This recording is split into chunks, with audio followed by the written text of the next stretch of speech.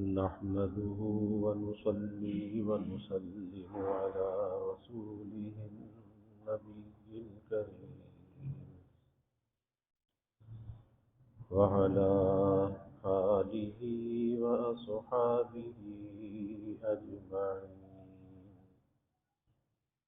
اللهم صل على سيدنا ومولانا محمد وعلى آل سيدنا ومولانا محمد وبارك وسلم صلاة وسلاما كثيرا كثيرا. توفیق الہی اپنے مرشد پاک کی برکت سے عشاء کی اس نشست میں فضائل ایمان کا درس چل رہا ہے. اللہ تعالیٰ اس درس کی برکت سے ہمارے ایمان کی حفاظت فرمائے اور موت تک خبر تک اللہ ہمارے ایمان کی حفاظت فرمائے. ایمان کی حفاظت کے ذرائع پر بات چل رہی ہے. گزشتہ کل بیمار دل کے نسخے پر بات چل رہی تھی. حضرت عبداللہ انطاکی رحمۃ اللہ علیہ فرماتے ہیں کہ 5 چیزیں دل کی بیماریوں کی دوا ہیں، اور اس پر کل عرض کر رہا تھا کہ جیسے جسمانی اعتبار سے دل بیمار ہوتا ہے، اسی طرح سے روحانی اور باطنی اعتبار سے بھی یہ دل بیمار ہو جاتے ہیں. اس بیماری کا جو پہلا علاج بیان کیا وہ نیک لوگوں کی صحبت اور مجالست ہے. اس پر کل بات چل رہی تھی کہ آدمی جہاں نیک صحبت کا اہتمام کرے، نیک صحبت کو تلاش کرے، اگر کسی کو نیک صحبت میسر نہیں آ رہی تو کم از کم اتنا تو ضرور کر سکتا ہے کہ بری صحبت سے اپنے آپ کو بچائے، برے ساتھی سے اپنے آپ کو بچائے. اور یہ نیک صحبت سے زیادہ اہم بات ہے کہ بری صحبت سے اپنے آپ کو بچانا چاہیے. اور آج کے زمانے میں جو انسان کی صحبت اور دوستی ہے اس کا دائرہ بہت محدود ہونا چاہیے، اور اس کا دائرہ اتنا ہونا چاہیے کہ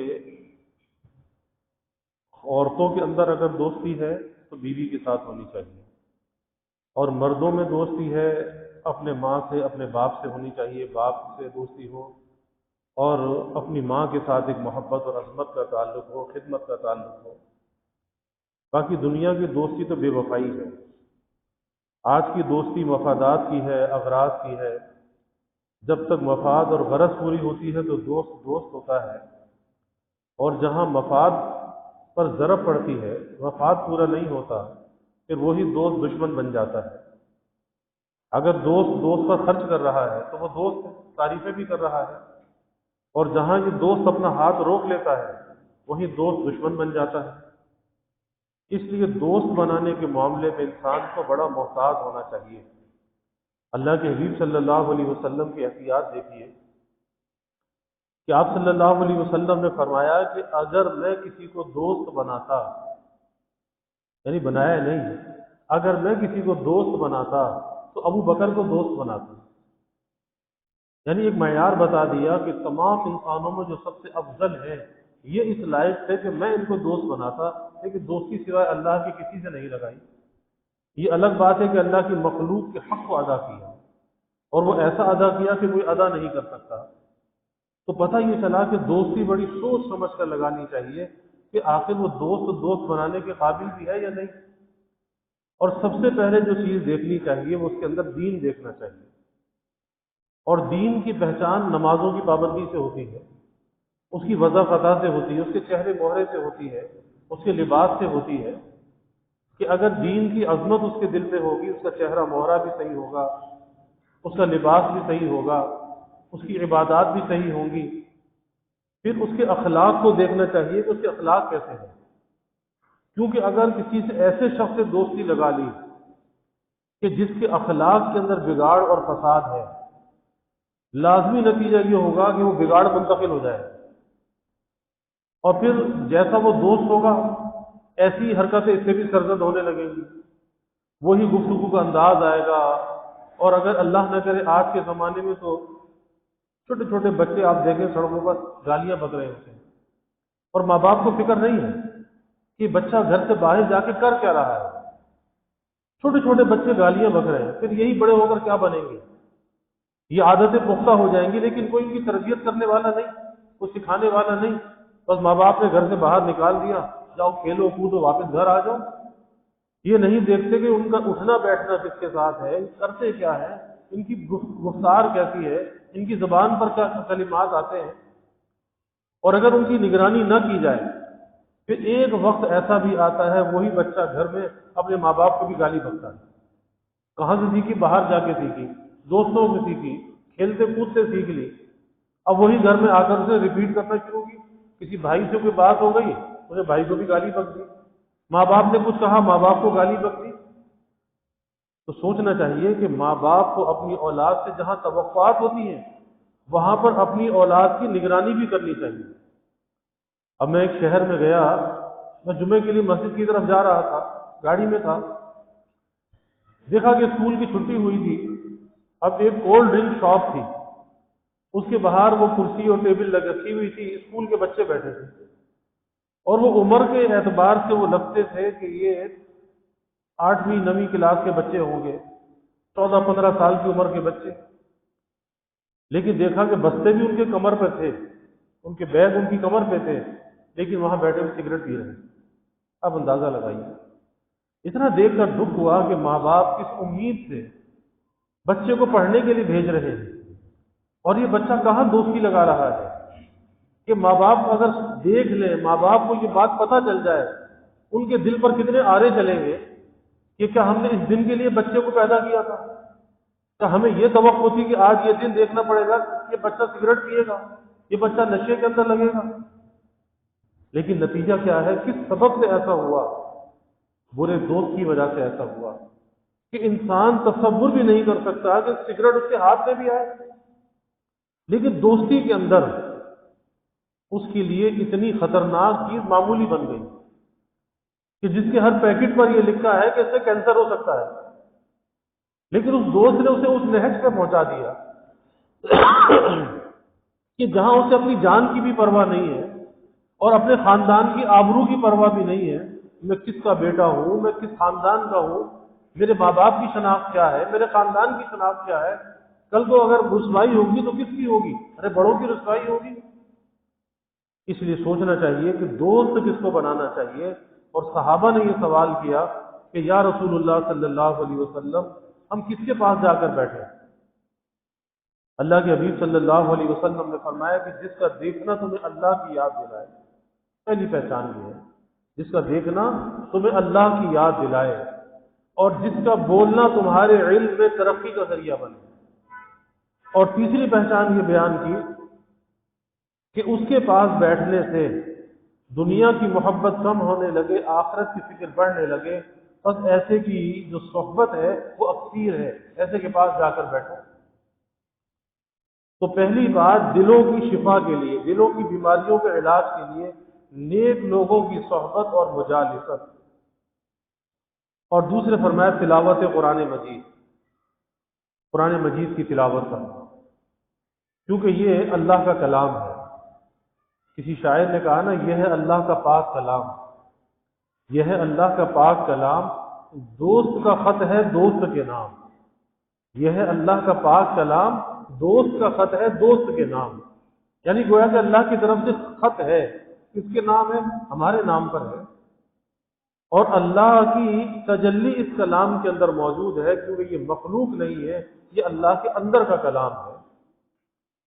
اور ایک واقعہ مجھے یاد آیا کہ اللہ اس کی تلاوت سے کتنے خوش ہوتے ہیں کہ حدیث میں آتا ہے کہ وہ آواز جس کی طرف اللہ تعالیٰ سب سے زیادہ متوجہ ہوتے ہیں وہ قرآن مجید کی تلاوت ہے، کہ جب ایک قاری قرآن مجید کی تلاوت کرتا ہے اللہ اس کی طرف متوجہ ہوتا ہے، اور اللہ کی توجہ کرنا کیا ہے؟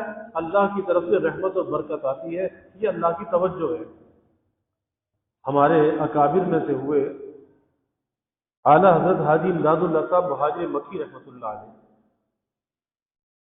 تو فرماتے ہیں کہ ایک مرتبہ میں دہلی کے چاندنی چوک، جو دہلی کی جامع مسجد ہے، اس کے آس پاس کا علاقہ چاندنی چوک، جیسے لاہور کا اندرون لاہور کا علاقہ ہے کہ 7 دروازوں کے اندر لاہور ہے، لوہاری گیٹ اور دوسرے گیٹ اسی طرح سے دہلی کے اندر بھی ہے۔ تو چاندنی چوک سے کہا کہ میں گزر رہا تھا تو دیکھا کہ ایک تماشا لگانے والا تماشا لگا کر کھڑا ہے۔ پہلے ہوتے تھے مداری بھی ہوتے تھے، تماشے لگاتے تھے اور لوگ تماشا دیکھنے کے لیے کھڑے ہو جاتے تھے، پھر کچھ تھوڑے بہت پیسے دے دیتے تھے لوگ اور وہ لے کر اپنی دہاڑی لے کے چل دیتے تھے۔ تو کہا کہ تماشا لگانے والا تماشا لگا کر کھڑا ہے اور اس میں وہ کوئی کلام پڑھ رہا ہے۔ تو کہا کہ میں بھی آگے بڑھا کہ سنوں یہ کیا کلام پڑھ رہا ہے۔ تو وہ حضرت حاجی صاحب رحمۃ اللہ علیہ کا ایک نعتیہ کلام تھا، شعر پر مبنی کلام تھا، نالہ غمناک۔ تو وہ کلام حضرت حاجی صاحب کا پڑھ رہا تھا اور پڑھ بھی غلط غلط رہا تھا، اور اس کو یہ معلوم نہیں تھا کہ جو صاحب کلام ہے وہ اس مجمع میں موجود ہے، بس اپنی دھن میں پڑھے جا رہا تھا لیکن پڑھ بھی غلط رہا تھا۔ تو حضرت حاجی صاحب فرمانے لگے کہ جب میں اپنا کلام اس کی زبان سے سن رہا تھا تو مجھے اس میں مزہ آ رہا تھا کہ میرا کلام یہ پڑھ رہا ہے، تو مجھے اس میں مزہ آ رہا تھا، میرا دل خوش ہو رہا تھا کہ یہ میرا کلام پڑھ رہا ہے۔ لیکن اللہ والے جو ہوتے ہیں تو ہر واقعہ سے وہ نصیحت کا حصہ نکالتے ہیں۔ تو فرمایا کہ مان میرا ذہن اس طرح منتقل ہوا کہ جب میں تو ایک مخلوق ہوں اور ایک مخلوق کا کلام ایک مخلوق پڑھ رہا ہے، غلط بھی پڑھ رہا ہے، لیکن مجھے خوشی ہو رہی کہ میرا کلام پڑھا جا رہا ہے۔ تو جب ہم اللہ کا کلام پڑھتے ہوں گے تو اللہ تعالیٰ کتنا خوش ہوتے ہوں گے کہ یہ بندہ میرا کلام پڑھ رہا ہے۔ لیکن آج افسوس کے ساتھ کہنا پڑتا ہے کہ اللہ کے اس کلام کے ساتھ ہمارا وفا کا تعلق نہیں ہے، آج بے وفائی کا تعلق ہے۔ کیا ہے کہتے تھے فرصت نہیں ہے، تلاوت کی فرصت نہیں ہے۔ ارے بھائی دنیا جہاں کی فضولیات کی فرصت ہے، گھنٹوں موبائل چلانے کی فرصت ہے، کارٹون دیکھنے کی فرصت ہے، گیم کھیلنے کی فرصت ہے، اگر فرصت نہیں ہے تو تلاوت قرآن کی فرصت نہیں، فرصت تو بہت ہے لیکن اس کلام کی محبت دل کے اندر نہیں ہے۔ اگر کلام کی محبت دل کے اندر ہوتی تو طبیعت بے چین ہوتی، بہانہ تلاش کرتا کہ فرصت ملے اور اللہ کا یہ قرآن کھول کر بیٹھوں اور قرآن مجید کی تلاوت کروں۔ اور جن کے دل میں اس کلام کی محبت ہے اور جن کے دل اس کی لذت سے آشنا ہے، اس کی حلاوت سے آشنا ہے، اس کی چاشنی سے آشنا ہے، آج بھی ان کی یہ کیفیت ہے کہ ایسے ایسے مرد اور خواتین آج بھی موجود ہیں جو معمولی بات ہے 15 پارے 20 پارے یوم تلاوت کر لیتے ہیں، آج بھی ایسے لوگ موجود ہیں۔ میری والدہ مرحومہ ابھی 4 سال پہلے انتقال ہوا، رمضان میں ایک قرآن مجید روزانہ تلاوت کر لیتی تھی، ایک قرآن مجید، اور یومیہ تلاوت کا یہ معمول تھا، کسی دن 10 پارے ہیں، کسی دن 15 پارے ہیں، بس تلاوت ہی تلاوت ہے۔ اللہ اسی وقت کے اندر برکت عطا فرماتا ہے۔ اور اللہ نے ایک عجیب ایک اللہ کا کلام ہے کہ جیسے بیت اللہ کو جتنا انسان دیکھے نا، بیت اللہ کو دیکھنے سے کبھی سیری نہیں ہوتی، جتنا دیکھتا رہے کبھی دل نہیں بھرتا، اور جب آدمی بیت اللہ کی حاضری سے واپس آتا ہے تو پھر یہی لگتا ہے کہ وہ حقیقت نہیں تھی، وہ خواب دیکھا تھا۔ پھر دل میں طلب پیدا ہو جاتی ہے، بھائی پھر جانا چاہیے، پھر جانا چاہیے، دل تڑپتے ہیں، دل مچلتے ہیں، کس لیے؟ صرف بیت اللہ کی زیارت کرنے کے لیے، دل نہیں بھرتا۔ اسی طرح سے اللہ کا یہ کلام ہے، جتنی تلاوت کرو اس سے دل نہیں بھرتا، اللہ کا عجیب و غریب یہ کلام ہے۔ اور حدیث میں آتا ہے کہ قیامت کے دن جب یہ قرآن کا جو قاری ہے، قاری کا مطلب اس کا تلاوت کرنے والا، اس کا پڑھنے والا، تو قرآن کا قاری جب اللہ کے سامنے جائے گا تو یہ قرآن اس کی سفارش کرے گا، قرآن کہے گا کہ یا اللہ تو اسے عزت کا تاج پہنا دے، اللہ اسے عزت کا تاج پہنا دے گا۔ قرآن کہے گا کہ یا اللہ تو اسے عزت کا لباس پہنا دے، اللہ اسے عزت کا لباس پہنا دے گا۔ پھر قرآن یہ کہے گا کہ اللہ تو اس سے راضی ہو جا، اللہ کہے گا میں اس سے راضی ہو گیا، اب اسے عزت کا تاج بھی مل گیا، عزت کا لباس بھی مل گیا، اب اسے اللہ کی رضا کا پروانہ بھی مل گیا، اللہ نے کہا میں اس سے راضی بھی ہو گیا۔ اور پھر اس کے بعد اللہ فرمائے گا جب میں تجھ سے راضی ہو گیا اب تو پڑھتا جا اور چڑھتا جا، پڑھتا جا اور چڑھتا جا، اور جہاں تیری آخری آیت ہوگی وہیں پر تیری جنت میں تیری منزل ہوگی اور وہی تیرا درجہ اور مقام ہوگا۔ اور اسی طرح جو حافظ قرآن ہے اپنے بچوں کو قرآن حفظ کرانا چاہیے۔ حافظ قرآن جو ہے اس کے والدین کو اللہ تعالیٰ ایسا تاج عطا فرمائیں گے کہ اگر جیسے یہ سورج ہے نا کہ آج کروڑوں میل کے فاصلے پر اس کی روشنی کتنی ہے، اور یہ سورج اگر کسی ایک کمرے میں بند کر دیا جائے تو اس میں روشنی کا کیا عالم ہوگا۔ تو فرمایا کہ وہ تاج ایسا ہوگا جو حافظ قرآن کے والدین کے سروں پر رکھا جائے گا کہ جس سے سورج کی روشنی بھی ماند پڑ جائے، اس کی روشنی ایسی ہوگی۔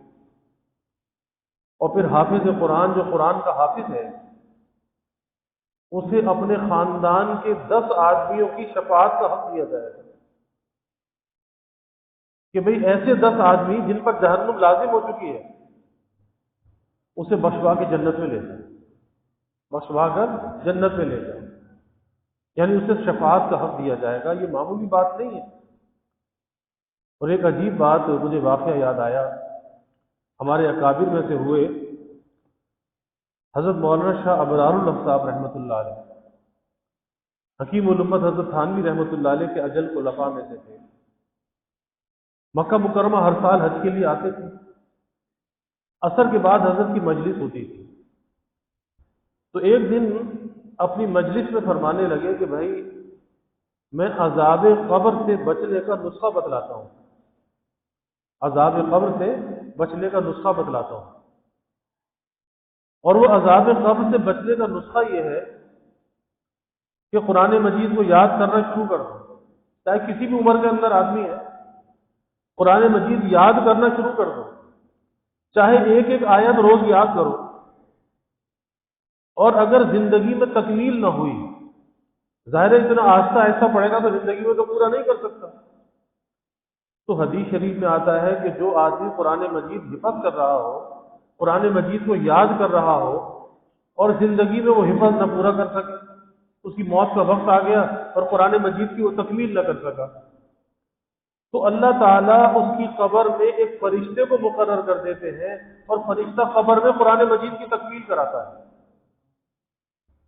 تو فرمانے لگے کہ جس کی قبر قرآن پاک کا مکتب بن جائے، جس کی قبر قرآن پاک کا مکتب بن جائے، پھر بنا وہاں عذاب قبر کا کیا کام ہے؟ وہاں تو قرآن کا پڑھنا پڑھانا ہے، پھر عذاب قبر کا کیا کام ہے؟ تو فرماتے تھے کہ عذاب قبر سے بچنے کا یہ نسخہ ہے کہ قرآن مجید کو بھائی یاد کرنا شروع کر دو۔ یہ مت سوچو کہ ہم اس عمر میں کیسے پڑھیں گے، ہم پورا کیسے کریں گے، نہیں، جتنا بھی ہوگا آگے اللہ قبر میں پورا کرا دے گا، اللہ فرشتہ مقرر کر دے گا، اور پھر اس قبر میں قیامت تک عذاب قبر نہیں ہوگا، کیونکہ وہ قبر قرآن پاک کا مکتب ہوگی۔ اور ویسے بھی اللہ کے اس کلام کی عظمت اور محبت کا حق یہ ہے کہ یومیہ کچھ نہ کچھ معمول تلاوت کا ہونا چاہیے۔ حدیث میں آتا ہے کہ جس سینے میں یہ اللہ کا کلام نہ ہو، کچھ بھی اس کلام کا حصہ نہ ہو، آپ نے فرمایا کہ ایسا ہے جیسے اجڑا ہوا گھر ہے، کوئی ویرانہ ہے، کوئی اجڑا ہوا گھر ہے۔ اور جن جگہوں پر اللہ کے اس قرآن کی تلاوت نہیں ہوتی، اللہ کا ذکر نہیں ہوتا، آپ نے فرمایا کہ مثل قبرستان کے ہیں، کیونکہ قبرستان میں قبر والے جو ہیں قبرستان میں وہ بھی اللہ کا ذکر نہیں کرتے، اور یہ گھر میں بھی اللہ کا ذکر نہیں کر رہا، تو پتہ چلا کہ یہ گھر بھی مثل قبرستان کے ہو گیا۔ تو گھروں کی جو آبادی ہے وہ اللہ کے ذکر سے ہے، اور دلوں کی جو آبادی ہے وہ بھی اللہ کے ذکر سے ہے کہ یہ دل اللہ نے اپنے لیے بنایا ہے، کسی دنیا کے لیے نہیں بنایا۔ تو اپنے معمولات میں صبح سے شام تک جو کچھ بھی آدمی کرتا ہے، صبح بیدار ہونے سے لے کے رات سونے تک، اسے کچھ نہ کچھ تلاوت کا معمول رکھنا چاہیے۔ یہ نہیں کہ جی فرصت ہوگی تو کر لوں گا، نہیں، کوئی نہ کوئی مقدار اسے ضرور مقرر کرنی چاہیے کہ میں نے ایک پارہ یومیہ تلاوت کرنی ہے، میں نے آدھا پارہ یومیہ تلاوت کرنی ہے۔ اب اگر کوئی مصروف ہے وہ اس کی مقدار کو کم کر دے، فارغ ہے تو مقدار کو بڑھا دے، لیکن جب تک آدمی اپنے نفس پر یہ قید نہیں ڈالتا، پابندی نہیں ڈالتا کہ میں نے اتنی تلاوت کرنی ہے، اس وقت تک یہ نفس قابو میں بھی نہیں آتا اور اس عمل پر اس کی دسترس بھی نہیں ہوتی۔ تو معمول رکھنا چاہیے. مثلا صبح فجر کے بعد ہے، سورہ یاسین کی پابندی ہونی چاہیے. کہ فجر کے بعد آدمی اشراق تک اسے جاگنا چاہیے. اور یہ بہت ہی نحوست کی علامت ہے کہ آدمی فجر کے بعد سو جائے، اشراق تک نہ جاگے. اگر سونا ہی ہے تو جب سورج نکل جائے، اشراق کا وقت ہو جائے، اس کے بعد اسے سونا چاہیے. یہ وقت بڑی برکت کا وقت ہے. اس وقت میں ذکر، اذکار اور مناجات کے اندر یہ وقت لگانا چاہیے.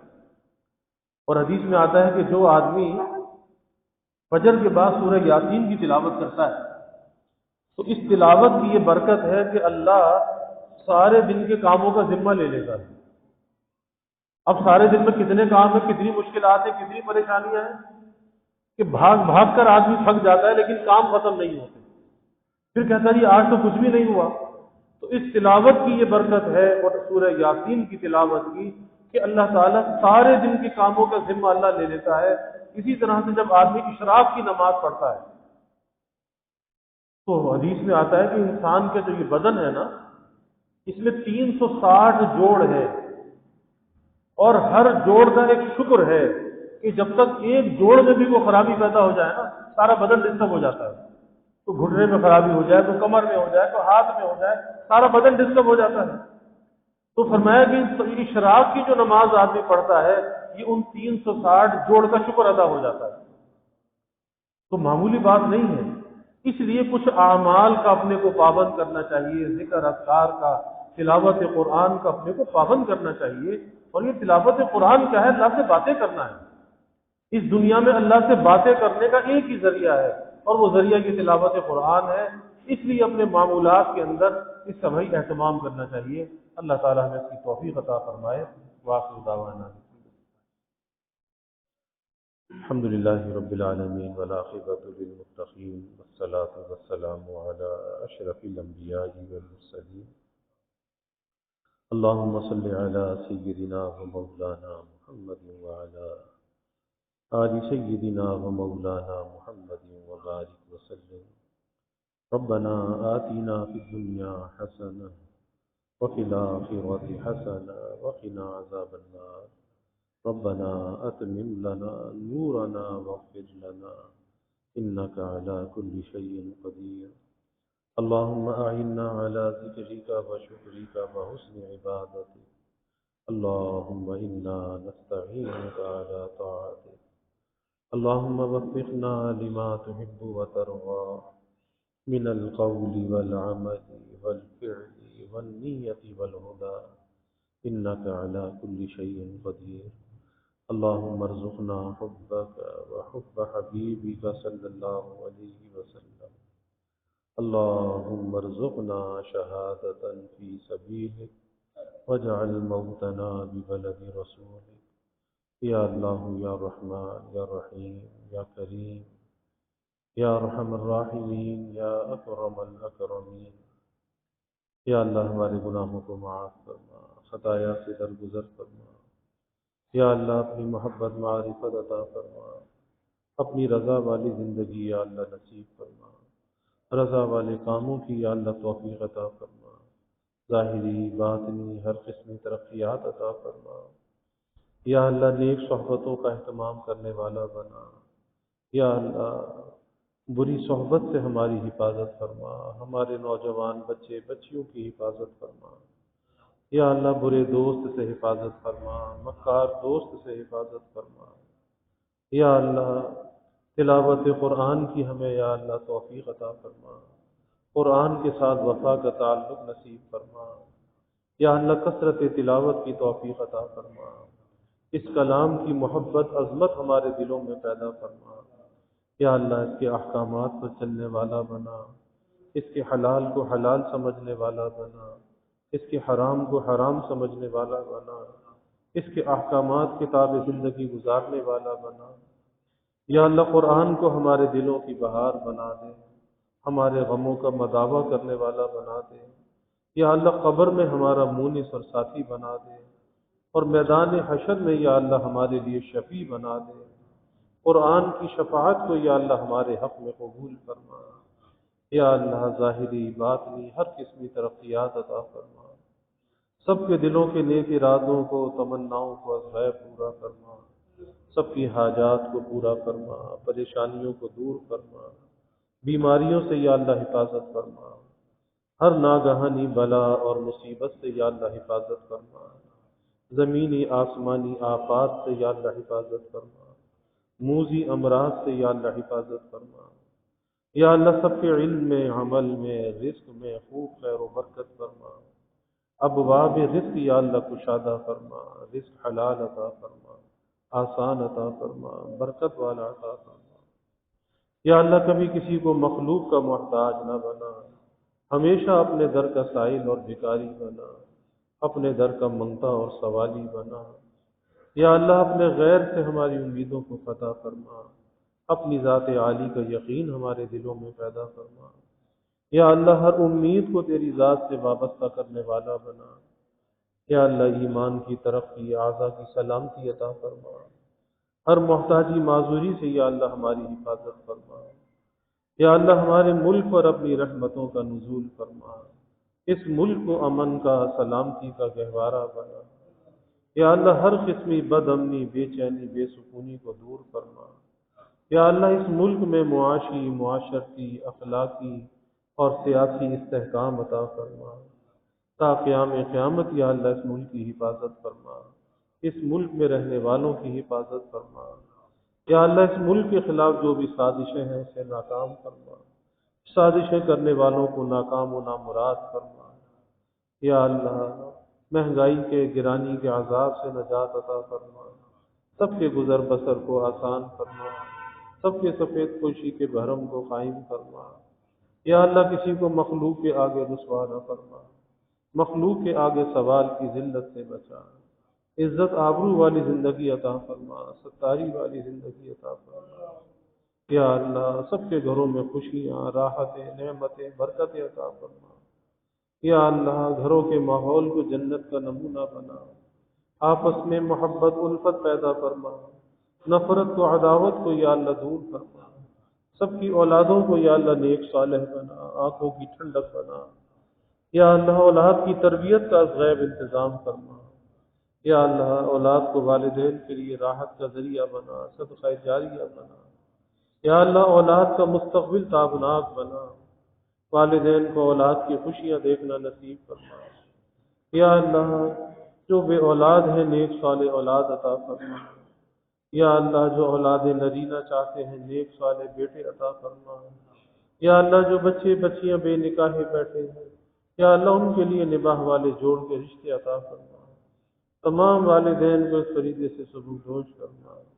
والدین کی آنکھوں کو ٹھنڈک اور راحت عطا فرما، یا اللہ ہماری اس مسجد کی توسیع و تعمیر کے مرحلے کو آسان فرما، دار القرآن کا قیام آسان فرما، یا اللہ اسے مرکز ہدایت بنا، جہاں سے دین کے قرآن کے فیضان کو سارے عالم میں جاری و ساری فرما، یا اللہ کی ہر ضرورت کو از غیب پورا فرما، اپنی تائید و نصرت کو یا اللہ شامل حال فرما، یا اللہ اس کے مغربی سمت کے مکانات کا حصول بھی آسان فرما، ہر قسم کے موانع سے، رکاوٹوں سے یا اللہ حفاظت فرما، ادائیگی کا یا اللہ غیب سے انتظام فرما، اپنے مخلص بندوں کے قلوب کو یا اللہ متوجہ فرما، یا اللہ جو ہم نے مانگا وہ بھی عطا فرما، جو نہ مانگ سکے وہ بھی عطا فرما، ہمیشہ اپنے سے مانگنے والا بنا، ہمیشہ ہماری دعاؤں کو قبول فرما، اپنی بارگاہ میں مستجاب الدعوات بنا،